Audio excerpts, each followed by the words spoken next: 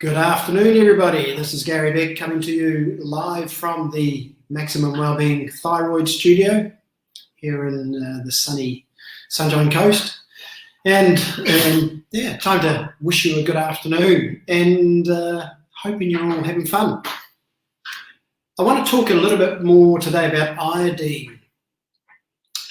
I have mentioned iodine a little bit, and of course, those of you that are aware of your thyroid gland and what it needs will be, I'm sure, well aware that iodine is a critical nutrient for your thyroid. It's one of those key nutrients, along with things like magnesium, selenium, vitamin D, and so forth, that if you don't have enough in the system, you can't produce enough thyroid hormone. But let's just broaden that a little bit and look more at iodine itself, because iodine is a nutrient that's actually present in every single cell. So every single cell in the body contains iodine, and every single cell in the body uses iodine. And there's quite a few researchers out there that have done a lot of work over the years about iodine and how important it is.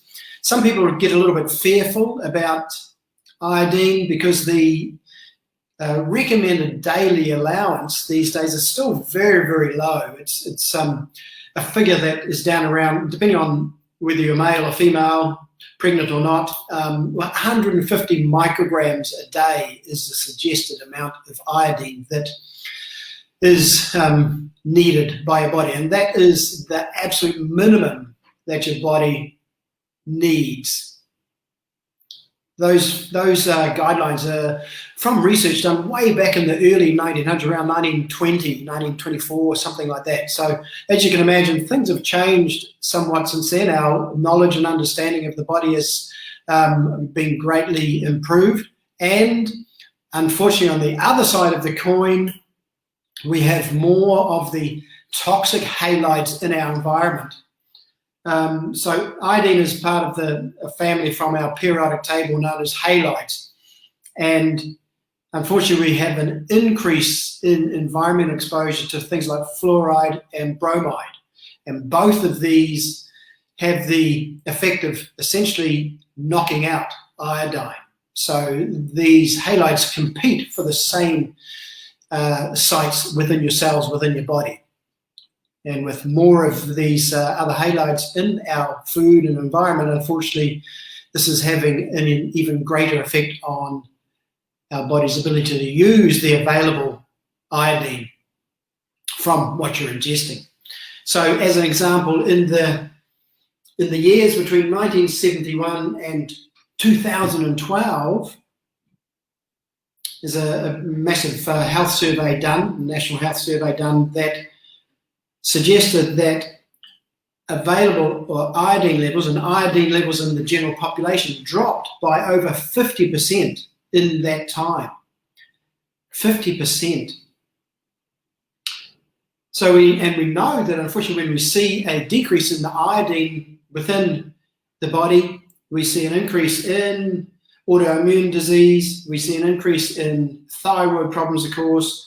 We also see an increase in the hormone-related cancers such as breast cancer, prostate cancer, ovarian cancer, and pancreatic cancer as well. Unfortunately, we see increased levels of all of these when the iodine level is too low, or even when the iodine level reduces. These things are all increased. So it's a big problem. The figures suggest that worldwide, over 70% of the population are in fact deficient in iodine. Big problem, big issue, affects a lot of things in our body. So iodine basically, the work done by Dr. Lugol's in creating what we use, have used for many years and still can use these days is the good old Lugol's iodine liquid solution. It's that brown stuff that causes a stain, and it's actually a combination of iodine and iodide. The iodine side of that equation is in fact the the stuff that stains your clothes and the stuff that has the antimicrobial activity. So that is actually known, proven, shown, and still used in surgeries these days because it is antimicrobial, antibacterial, antiviral, antifungal, antiparasitic, right across the board. And so, you know, in this funny time of COVID, here we've got another nutrient that if it's low, you're going to be more exposed to actually picking up a virus. Have high levels, along with things like vitamin D, the virus doesn't have a show of getting hold of you. So really, really key, really important. I just want to sort of say too that of the two main forms, iodine and iodide, the iodine is the one that actually has perhaps more effect on the breast, the prostate and the stomach. However, the iodide is the one that works more specifically with the thyroid gland, things like the salivary glands and the skin. So obviously the two combined cover pretty much the whole body. And remembering every cell contains iodine, every organ and every tissue contains iodine,